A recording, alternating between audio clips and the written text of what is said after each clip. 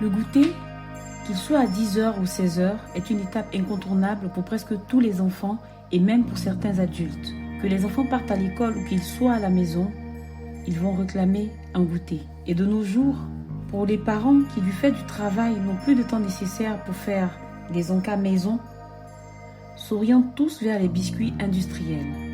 En effet, ils se transportent partout, se conservent relativement longtemps et ne demandent pas un temps de préparation particulier.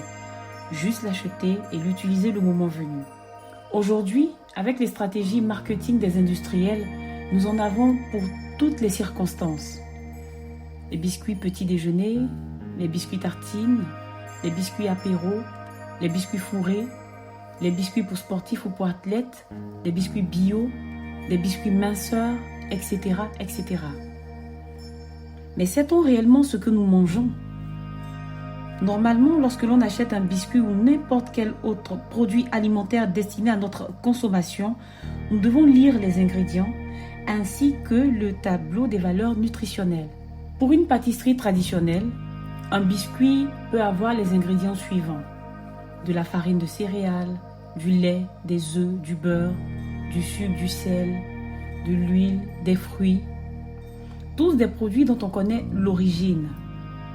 Avec les biscuits industriels, nous sommes face à des produits ultra transformés.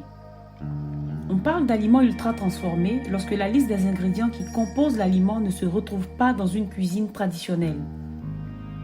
On peut trouver facilement des œufs, du lait, du beurre dans notre cuisine.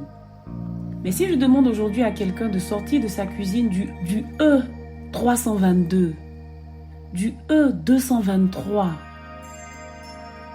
il va me regarder bizarrement. Et pour cause, nos cuisines ne sont pas des laboratoires de chimie.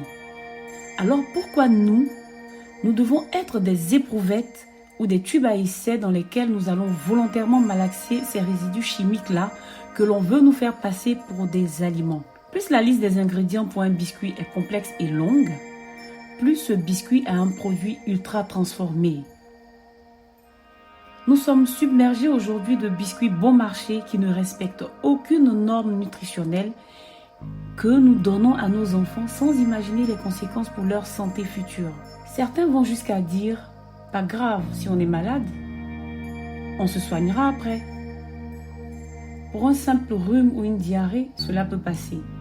Mais pour une maladie qui est survenue après une modification lente et constante de nos cellules, qui vont muter en cellules cancéreuses, il y a un énorme problème qui a généralement une issue fatale. C'est quoi cette norme sociétale qui nous oblige à donner des biscuits bon marché et ultra transformés à nos enfants ? Un ventre creux est mieux qu'un ventre empoisonné. Il y a autre chose que nous pouvons donner à nos enfants. Il y a des sacrifices que nous pouvons faire. On aura beau dire qu'on n'a pas le temps, mais on peut prendre sur nous pour la santé de nos enfants, pour notre santé. Merci de nous avoir suivis et à très bientôt pour un autre 3 minutes pour ma santé.